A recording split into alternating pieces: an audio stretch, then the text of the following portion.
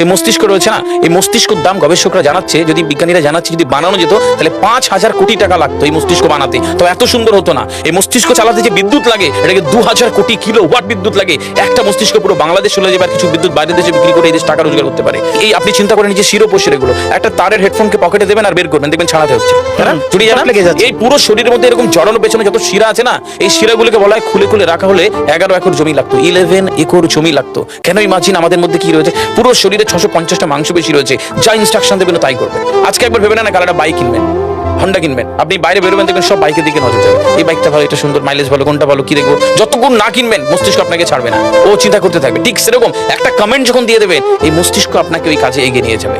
পৃথিবীতে মানুষ না বেসিক নিডস গুলো ফ্রি পেয়ে গেছে। ভাবুন তো একবার, পৃথিবীর সবচেয়ে লাক্সারিয়াস ড্রিঙ্কের নাম জানেন? পৃথিবীর সবচেয়ে লাক্সারিয়াস ড্রিঙ্কের নাম হচ্ছে পানি। পানি, জল। জল যদি 5,000 টাকা লিটার কিনতে হতো, তাহলে মানব জাতি কয়দিন বাঁচত? তো পৃথিবীর পানিকে ফ্রি করে দেওয়া হয়েছে। অক্সিজেন, একটি গবেষণা জানায় সারাদিন একটা মানুষ যত অক্সিজেন নেয়, এই টাকা দিয়ে কিনতে হতো, তাহলে 3.5 লক্ষ টাকা লাগতো একদিনের। শুধু রাত হয় বলে আপনাকে কত টাকা ইলেকট্রিসিটি বিল দিতে হয়, তাই না? ফ্রি পেয়েছি আমরা। সারাদিনে যতবার অক্সিজেন নেই, শ্বাসটা নিই, 17,609 থেকে 23,608 বার। এই যার একবার দমের কষ্ট, সে জানে একবার শ্বাস নিতে কত।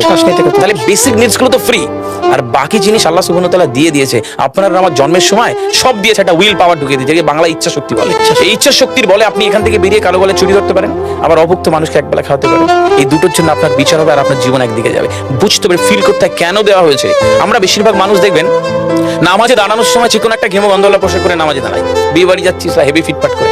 কখনো এটা ভেবে নামাজে দাঁড়ায়নি যে আল্লাহ সুবহানাহু ওয়া তাআলার সামনে দাঁড়াচ্ছি, যিনি আমাকে সৃষ্টি করেছেন, আমার রবের সামনে দাঁড়াচ্ছি। এই ফিলটা হয় না? আমি সিজদায় গিয়ে বলি সুবহান রাব্বিয়াল আলা, ও ঢাকায় নামাজ পড়ছি আর ঢাকুরিয়াতে রয়েছে আমার মন, কেন মানে বুঝি না। আমরা তাকবীরে তাহরিমা করি, আল্লাহু আকবার, আল্লাহ সর্বশ্রেষ্ঠ, ফিল করি না। যখনই না ফিল করবেন তখন অনুভূতি আসবে না। সূরা জুমার আয়াত নাম্বার 9 খুব সম্ভবত আল্লাহ সুবহানাহু ওয়া তাআলা কোরআনে বলছে যে জানে আর সে জানে না, দুটো ব্যক্তি এক হতে পারে না। সুতরাং বুঝতে হবে। হাদিস শরীফে আমরা সবসময় পড়ি না যে শহীদের রক্তের তুলনায় জ্ঞানীর কলমের কালি অনেক বেশি মূল্যবান? কেন বলেছে? ফিল করতে হয়। এই ফিল যখন কেউ করবে, তখন তার জীবনটা বদলে যাবে।